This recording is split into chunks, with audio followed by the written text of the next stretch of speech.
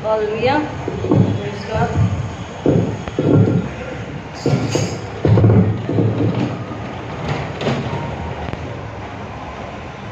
आइए आज की कलाम में से पढ़ते और सुनते हैं। यिर्मयाह नबी की किताब उसका 2 अध्याय वचन 13। यिर्मयाह 2:13। यिर्मयाह 2:13। यिर्मयाह 2:13। क्योंकि मेरी प्रजा ने 2 बुराइयां की है। उन्होंने मुझे अर्थात जीवन जल के सोते को त्याग दिया है और अपने लिए हौद बना लिए हैं, टूटे हुए हौद जिनमें जल टिक नहीं सकता। प्रभु परमेश्वर अपने वचन के पढ़े और सुने जाने पर आशीष दे। आमीन। आइए दुआ करें। मेरे मुख के शब्द हमारे हृदय के विचार आपको कबूल हो खुदावंद, इसलिए फिर एक बार मेरे होठों को अग्नि से छूकर पवित्र आत्मा की अगुवाई समझ शब्द दे जी। आप मुझ में कर काम करें, बात करें, अपनी महिमा कराएं। सुनने वालों को आत्मा के कान भूख और प्यास से भर दीजिए कि सुने समझे विश्वास करें, आपके लिए फल लाएं। ऐसा होने दीजिए यीशु मसीह के नाम में आमीन। हालेलुया।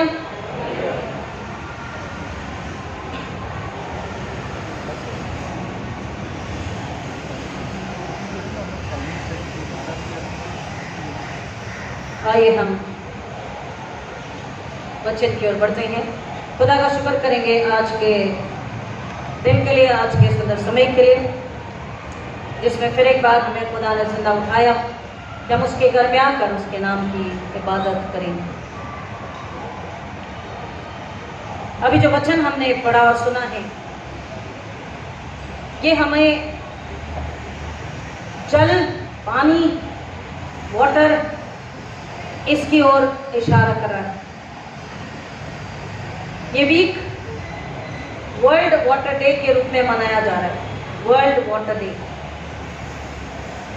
और पानी को जब हम सुनते हैं या कहते हैं तो हम उसे बहुत ही सिंपल तरीके से लेते हैं कि हाँ ठीक है, पानी, प्यास लगी है तो पानी, साफ सफाई करनी है तो पानी, घर के काम है, पकाना है तो पानी, धुलाई करनी है, सफाई करनी है तो पानी। हम इतना ही कहकर, सोचकर, समझकर भूल जाते हैं। सबसे पहले तो पानी के लिए हमें परमेश्वर का धन्यवाद करना है कि परमेश्वर ने अपनी सृष्टि में जल और थल को अलग किया, तो सारे जल को अलग किया।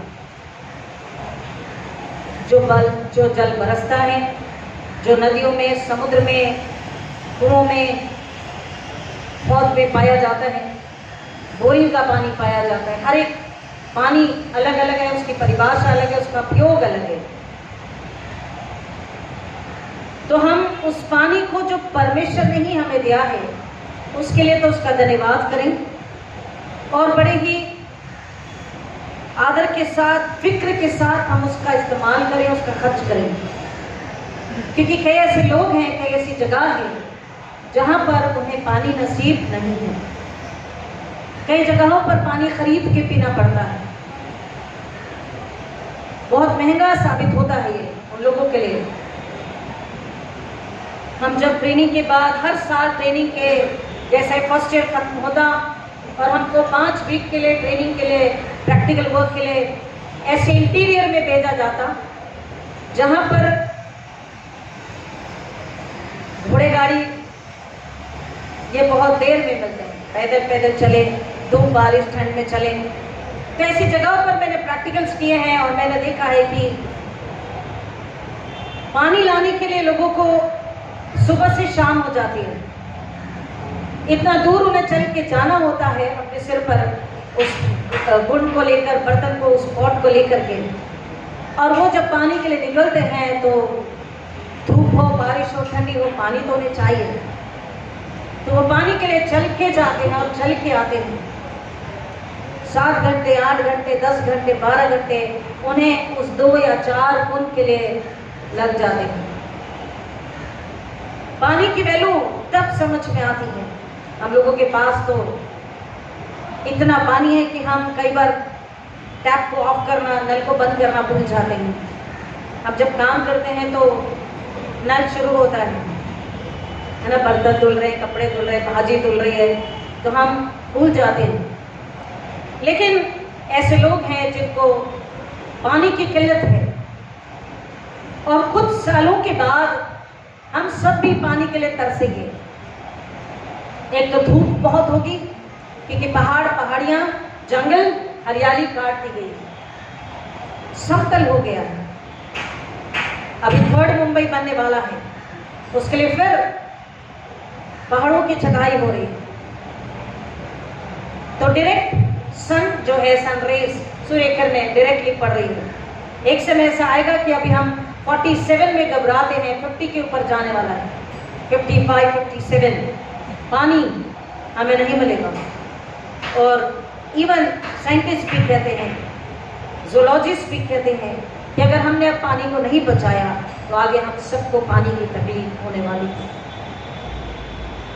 पानी केवल एक सिंबल नहीं है।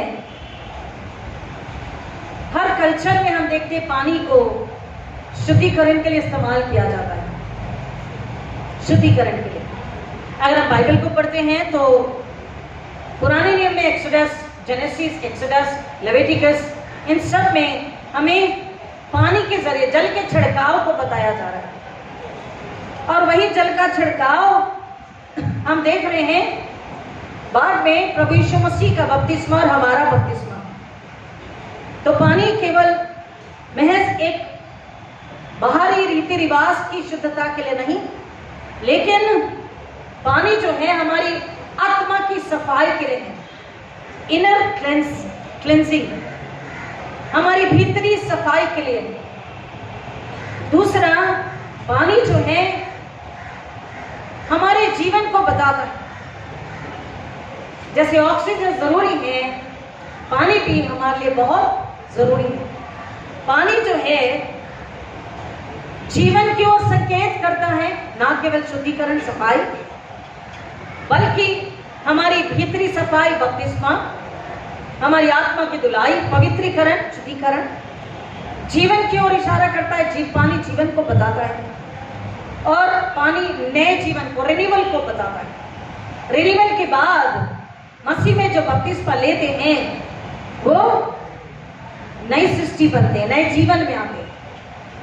पानी हमारे रिन्यूअल को बताता है, केवल धार्मिक विधियां नहीं, लेकिन आत्मिक जीवन, अनंतकालीन जीवन, आत्मा की सफाई, धुलाई, और हमारे नए जीवन को, नए स्वभाव को, नई मसीहत को बताता है।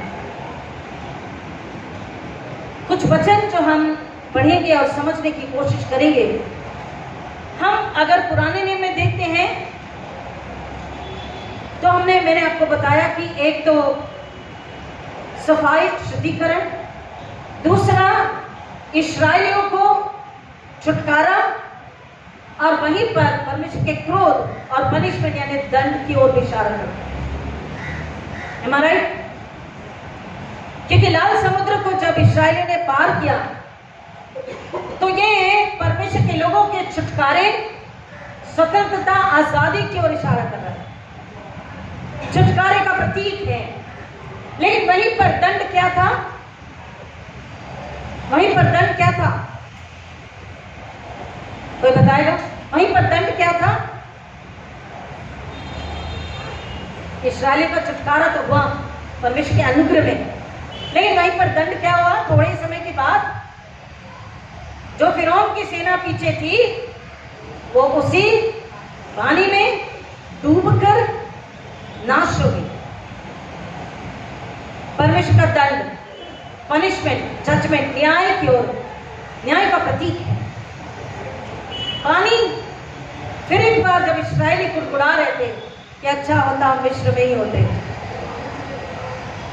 इस्राएली हर बार कुड़कुड़ाते, कुछ तो कुड़कुड़ाने की वजह से मर भी गए, लेकिन फिर भी इतना अंजाम देखने के बाद भी उनकी कुड़कुड़ाहट बंद नहीं होती। ये तो परमेश्वर का अनुग्रह है। तब से लेकर अब तक वो हमें संभाले हैं, हमें बचा रहा है, हमें क्षमा कर रहा है, हमें सह रहा है, हमें समझ कर समझा रहा है और हमें लेकर चल रहा है। हालेलुया! उसका अनुग्रह है, उसकी दया है। इस्राएलियों ने कुड़कुड़ाया, पानी नहीं है, पानी नहीं है। और यहोवा ने, मूसा ने यहोवा से बात करी और यहोवा परमेश्वर ने उससे कहा कि ठीक है, तू चट्टान से बात कर। चट्टान से यहोवा ने उन्हें पानी पिलाया। तो वो जो चट्टान जिससे उन्होंने पानी पिया, वो चट्टान आने वाले अनंतकालीन जीवन के जल को, हालेलुया, आने वाले अनंतकालीन जीवन के जल को, द वाटर ऑफ लाइफ को बता रही थी। और जीवन का जल कौन? प्रभु यीशु मसीह। वही बात यिर्मयाह कह रहा है, क्योंकि मेरी प्रजा ने दो बुराइयां की हैं, उन्होंने मुझे अर्थात जीवन जल के सोते को त्याग दिया है और अपने लिए हौज बना लिए हैं, जो टूटे हौज हैं जिनमें जल टिक नहीं सकता। उन्होंने जीवन के जल के सोते को त्याग दिया, यहोवा परमेश्वर को त्याग दिया। और जो हौज और टूटा हौज है क्या है? मरी हुई ताकतें, मरा हुआ विश्वास, मरी हुई आशाएं, आश्वासन, जो केवल अंधकार को बिलोंग करती है, अंधकार के राज्य की है। ऐसे हौज, ऐसे कुएं जो अंधकार के हैं। और ये तीसरा इशारा करता है हमारे अपने आत्मिक जीवन की ओर, जो परमेश्वर में दृढ़ नहीं है, परमेश्वर में स्थिर नहीं है। अगर हमारी आत्मिक जीवन मसीह में स्थिर नहीं है, वचन में स्थिर नहीं है, तो हम टूटे हुए, तड़के हुए पात्र हैं। एक और वचन हम पढ़कर समझने की कोशिश करेंगे यहेजकेल नबी की किताब में।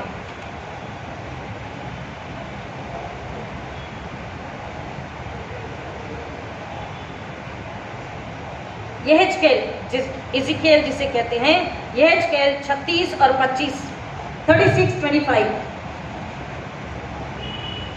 तब मैं तुम पर शुद्ध जल छिड़कूंगा और तुम शुद्ध हो जाओगे, और मैं तुम्हारी सारी अशुद्धता और मूर्तियों से तुम्हें शुद्ध करूंगा। तब मैं तुम पर शुद्ध जल छिड़कूंगा। ये शुद्ध जल किसकी ओर इशारा कर रहा है? किसका प्रतीक है?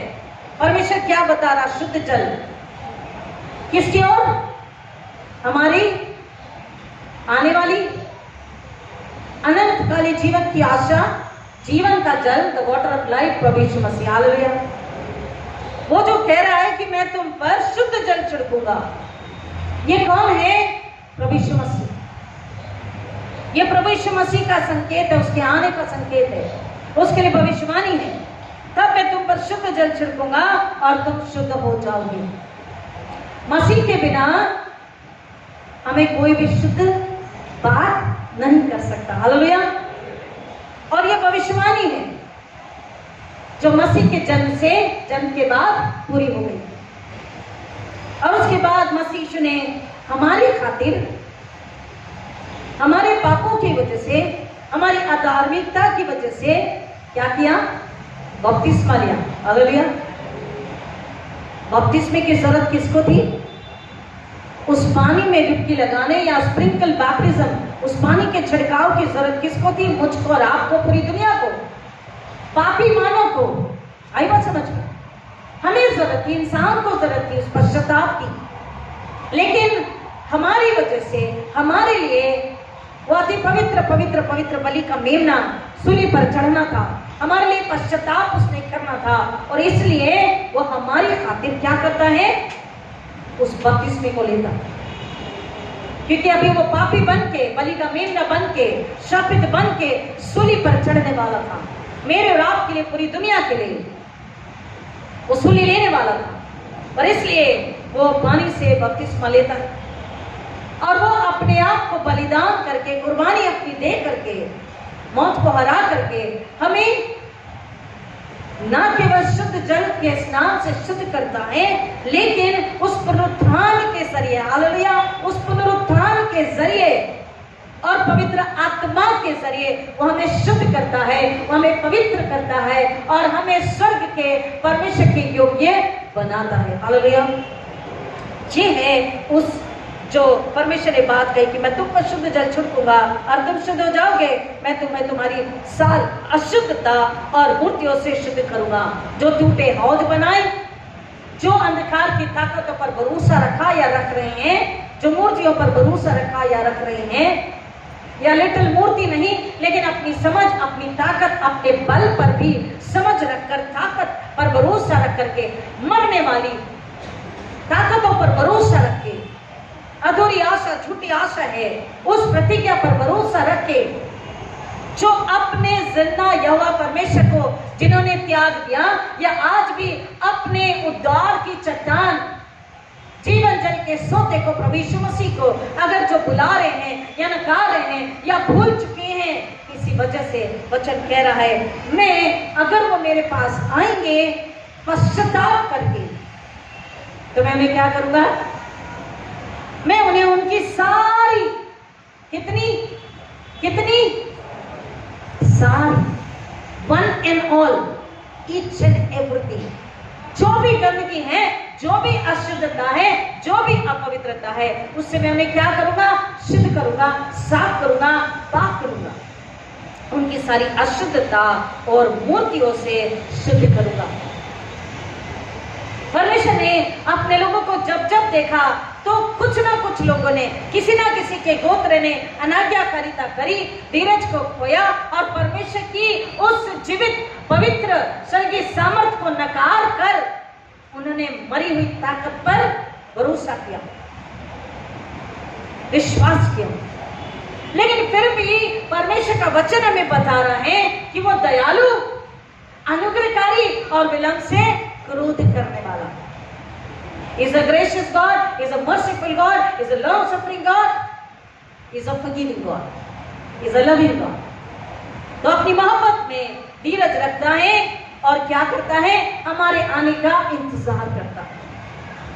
40 दिन 40 रात खुदा ने हमें मौका दिया है कि हम अपनी उस गलती के लिए, उस अधर्म के लिए, उस अपराध के लिए, पिछले संडे मैंने घर में कहा कि जरूरी नहीं है, कई बार लोग पूछते हैं कि भाई साहब कोई गुनाह नहीं किया, फिर क्या रोजा करें, पश्चाताप करें? ठीक है, बहुत अच्छी बात है, खुदा का जलाल, खुदा की महिमा हो कि हमें कोई पाप नहीं है, हालेलुया। लेकिन छोटी से छोटी कमी या गलती, मैंने लास्ट संडे घर में बोला, छोटी से छोटी कमी, गलती भी नहीं, कमी, जो खुदा का वक्त है खुदा को नहीं दिया, दैट्स इट। ये छोटी सी कमी, छोटी सी चूक, गलती, ये पूरा पिछला साल उस 40 डेज से इस 40 डेज तक, उस एश वेडनेसडे से इस वेडनेसडे, उस रेजरेक्ट गुड फ्राइडे से इस गुड फ्राइडे तक हमने वायदा किया था या नहीं भी किया था? हमने अगर अपने समय में संसारिक बातों को, अपने कामों को करके समय बचाकर 15 से 20 मिनट किया, 20 से आधा घंटा किया, खुदा की महिमा करी। लेकिन हमने वक्त रहते, हमने अगर हलाली दिखा दी, अगर हम विश्वास में कम पड़ गए, वायदा है, अभी वचन पढ़ा, अभी दुआ करी, आश्चर्य कर्म हुए, चंगाई मिली, लेकिन अगले ही पल अगर थोड़ा सा बीपी या शुगर बढ़ा हुआ आया तो वो व्यक्ति इतना परेशान हो गया, उनका विश्वास डगमगा गया। और फिर फोन आया, अरे साहब अभी तो ऐसा हो रहा है, सीरियसली मैं बता रही हूँ। तो मैंने मुस्कुराते हुए कहा कि बीपी ही तो ऊपर नीचे हुआ है ना, शुगर ऊपर नीचे हुआ है ना, उसकी रहमत यानी कि उसकी करुणा, उसकी दया, उसका प्यार, उसका फजल, उसका अनुग्रह, उसके मापदंड ऊपर नीचे बोलिए ना नहीं होते, वो स्थिर है, वो एक जैसे हैं, हमेशा के हैं।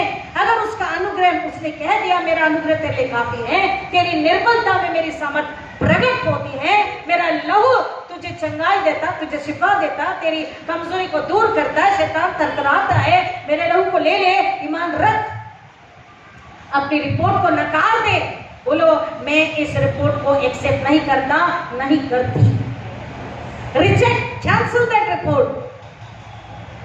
तो कहते हाँ भाई साहब आपने कहा तो कहा, पर दुआ कर दीजिए ना फिर से। एक छोटी कमी, एक छोटी कमजोरी, एक छोटा अविश्वास या डगमगाता विश्वास या एक डर, ये भी अगर है तो हमें क्या करना है? खुदा ने मौका दिया है 40 दिन 40 रात, क्या करें? अपने उस चट्टान के पास आ जाएं,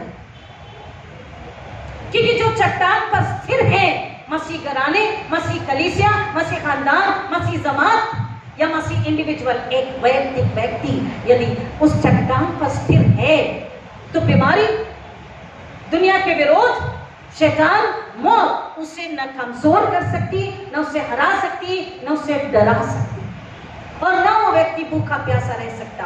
क्योंकि यह लाचार में, क्योंकि वक्त कम है, यह लाचार में वचन कहता है वो स्त्री के पास जाकर कि मुझे पानी दे, लेकिन वो कहती तो यहूदी होकर मुझसे पानी मांग रहा है।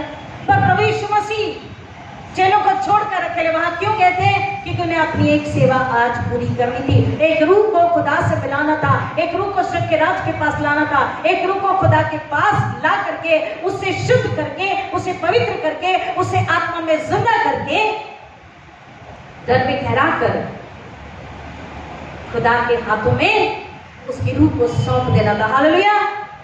क्योंकि रूह केवल खुदा के पास ही जानी चाहिए। और उसने उससे कहा ये जल जो पिएगा वो प्यासा होगा, दोबारा उसे फिर प्यास लगेगी। फिर आप पानी पीते फिर प्यास लगती है ना। लेकिन यीशु मसीह ने कहा जो जल मैं देता हूं वो अगर तुम पियोगे तो कभी भी प्यासे नहीं होगे। इनफैक्ट बल्कि तुम में से मैं जल के सोते बहाऊंगा। हालेलुया, आमीन। अगर मैं और आप अभी तैयार हैं तो खुदा हम में वो जीवन जल की नदी को बहाने के लिए तैयार है कि हम एक और की प्यास को बुझा सकें। और इसलिए वो कहता है कि मैं तुम पर शुद्ध जल छिड़कूंगा, तुम्हारी सारी अधार्मिकता, सारी बुराई, सारी गंदगी को निकालूंगा, तुम्हारी मूर्ति की गंदगी को, तुम्हारे अविश्वास को निकाल करके मैं तुम्हें शुद्ध करूंगा। और इसलिए अभी जो हमने साम्स को पढ़ा है, आते हैं थोड़ा उसके पास में,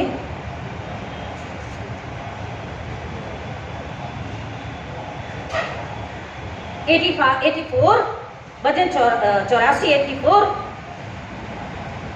क्या है धन्य वे जो तेरे भवन में निवास करते हैं, निरंतर तेरी स्तुति प्रशंसा करते रहेंगे।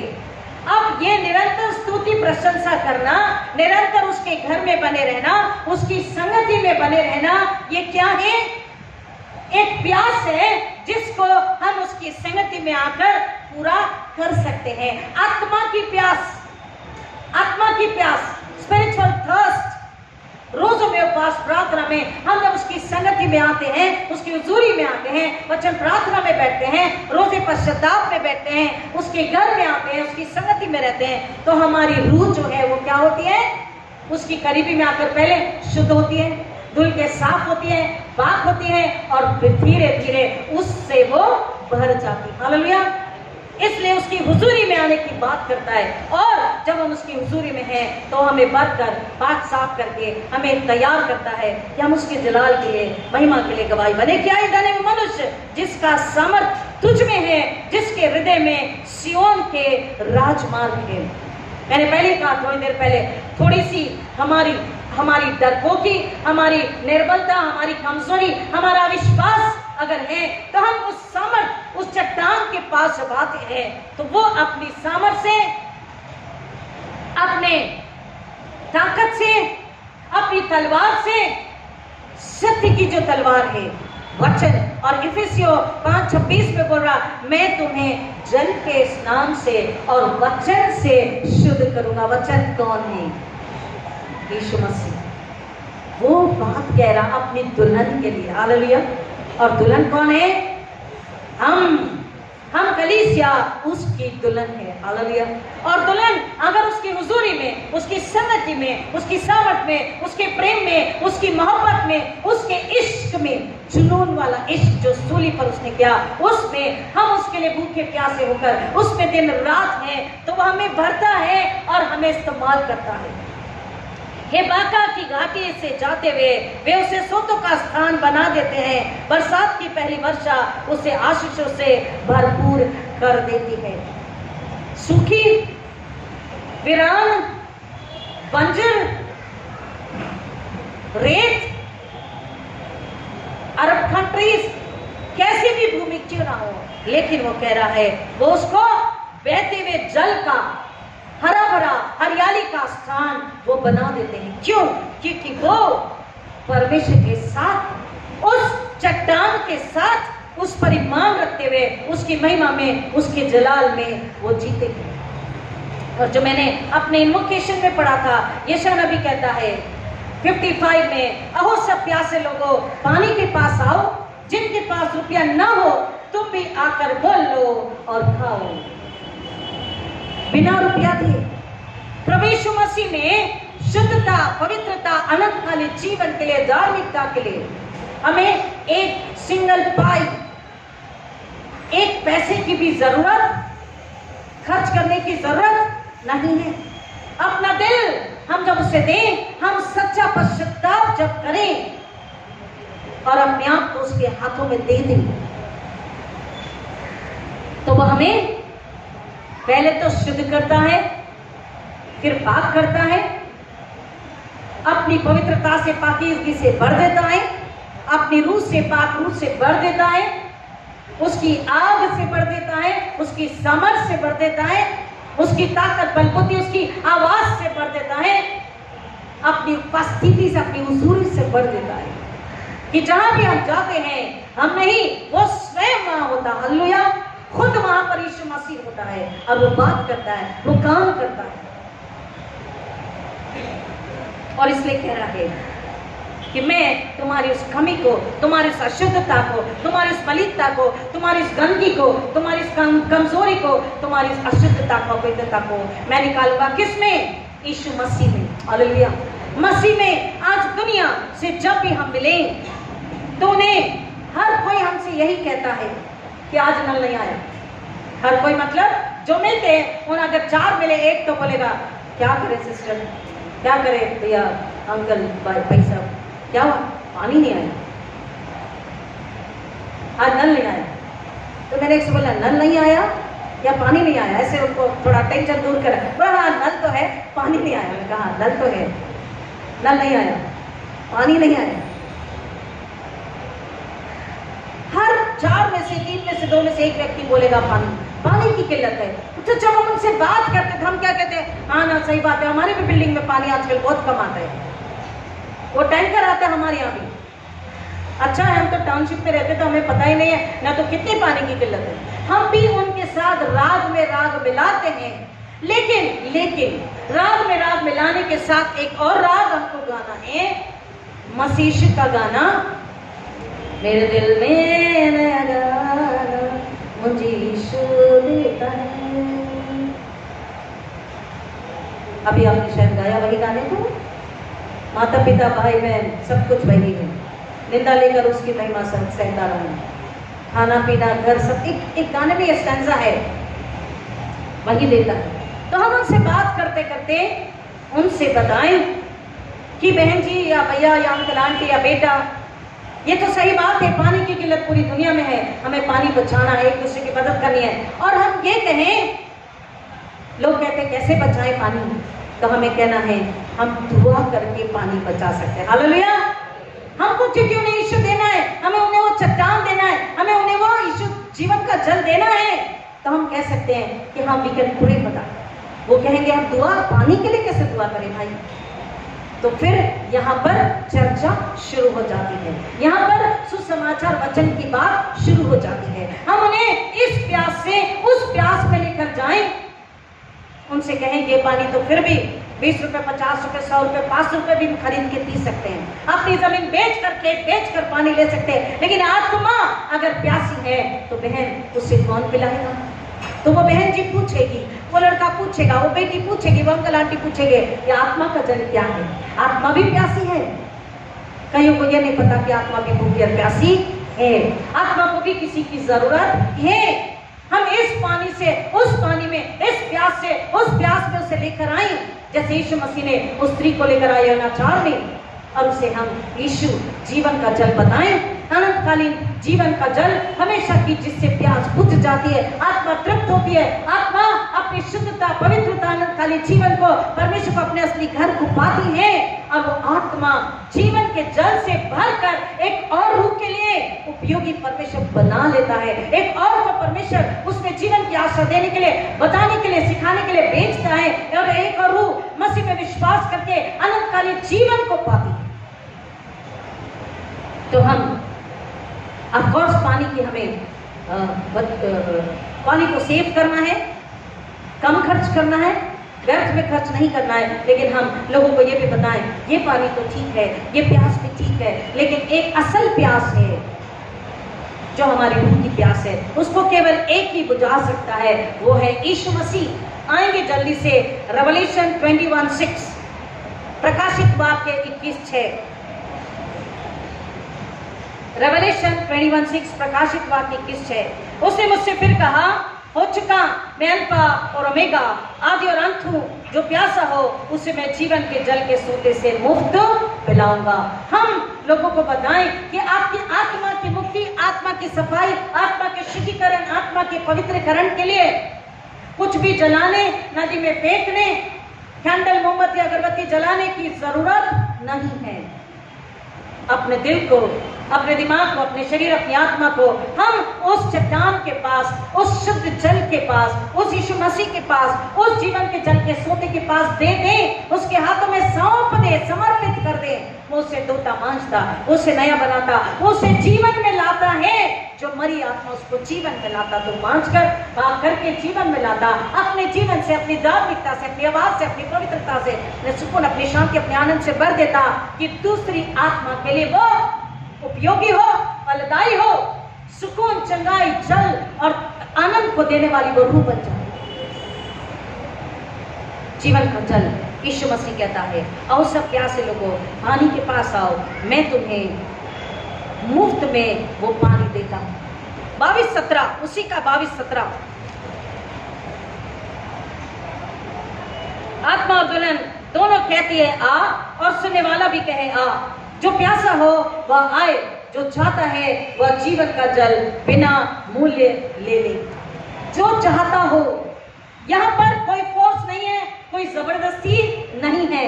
जिसकी इच्छा है हम बताएं, सिर्फ बताएं, लेकिन बताना जरूरी है। बताना मेरा आपका फर्ज है, बताना मेरी आपकी बुलाहट है। यीशु के खून का कर्ज हम अदा कभी नहीं कर सकते, लेकिन छोटा छोटा फर्ज पूरा करके एक रूह को कम से कम, ये चट्टान यीशु, जीवन का जल, शुद्ध जल, पवित्र जल, अनंतकालीन जीवन का जल, अनंतकालीन जीवन जल स्वयं यीशु है। जब हम किसी को बताते हैं, और अगर एक भी रूह 50, 100, 1000 में से एक ने भी मान लाया, विश्वास किया और वो बच गई, तो हम अपनी आशीष को पाने के हकदार बन गए। हमने उसकी सूली की महिमा ला ली। प्रियो, हम कुछ नहीं कर सकते, हम अपने आप में कुछ नहीं कर सकते, इसलिए हमें उसकी ताकत, उसकी समझ, उसकी बुद्धि, उसके शब्द, उसके ज्ञान की जरूरत है, और वो हमें रूहानी पाने से मिलती है। रोजे इसलिए समय मिला है कि हम अधिक से अधिक समय उसके पास आए, उसके पास बैठे, रूहानी रोजा करें, रूहानी तौबा, आत्मा का उपवास, आत्मा का पश्चाताप करें, रोटी खा के भी, रोटी छोड़ कर भी। अगर रोटी नहीं छोड़ सकते, रोटी खाएं, रूहानी साफ सुथरी अपनी रूह को बनाकर, पाक बनाकर, उस जीवन जल के पास आकर, उस सोते के पास आकर रोज 40 दिन 40 रात में कहे, हमें भरता जा, हमें भरता जा। और हम दूसरों के लिए प्रार्थना करें, दूसरों के लिए पश्चाताप करें, दूसरों के लिए माफी लें, देश दुनिया के लिए प्रार्थना करें। हम खाली हो गए, फिर उसके पास रोजे में आके बैठ गए, पश्चाताप किया, फिर मांगा, फिर हम भर गए। खुदा से भरते जाएं। एक दिन होगा हमें केवल दूसरों के लिए, दुनिया के, आत्मा के, पापों की क्षमा के लिए पश्चाताप करना होगा, खुद के लिए नहीं, क्योंकि हम नई सृष्टि बन चुके होंगे पूरी तरह से शरीर आत्मा में, और हम खुशहाली आनंद में जीवन जीकर एक और को उस जल के पास ला चुके होंगे। खुदा की यही इच्छा है। हम अपने आप में योग्य नहीं, मैं नहीं, आप नहीं, लेकिन वो ताकत कौन देता है? उसकी हुजूरी में आने से, उससे संगति करें। आत्मा का पश्चाताप, आत्मा का रोजा हमें रूहानी बल को, रूहानी ताकत को, बुद्धि को, समझ को देता है और हमें तैयार करता है, हमें उस लायक बनाता है जिस लायक को चाहता है कि उसके लिए हम जलाल को, महिमा को ला सके। एक रूह, दुनिया में सारी रूहें प्यासी है, भूखी है, तड़प रही है, अकेली है, दुखी है, निराश है, परेशान है, मौत में है, जीते जी मौत में है। आप किसी से भी मिले, वो कहेंगे थैंक यू आपके बताने के लिए, क्योंकि हम दुखी थे, हम परेशान थे, हम डर में थे, लेकिन आपके बताने से हमें सुकून मिला। हालेलुया। आज सब तरसे हुए हैं, भूखे प्यासे हैं, उन इसलिए यीशु ने हमें रखा है, उन्हें हमारी जरूरत है। यीशु की दुल्हन की जरूरत आज दुनिया को है और ये यीशु की दुल्हन का फर्ज है और उसने हमें बुलाया आज फिर एक बार आवाज देकर कि हम उसे लें, उस बहते जल के सोते को लेकर दुनिया के पास जाएं। एक भी रूह बची तो यीशु की महिमा हमने लाई और हमने अपना फर्ज पूरा किया और हमारे जीवन की घटी कमी, हमारे खानदानों की घटी कमी, हमारे आने वाली पीढ़ियों की घटी कमी हमेशा के लिए यीशु मसीह दूर करेंगे। आमीन।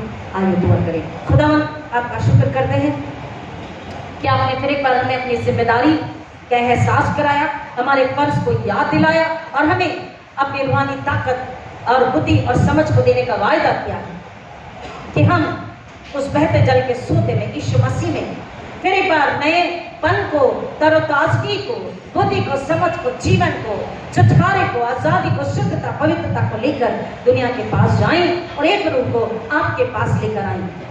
जैसे आप आए दुनिया में और हमें खुदा से मिलाए, स्वर्ग लेकर गए, वैसे ही हम जाएं और एक रूह को आपके सूली के छांव के पास लेकर आएं।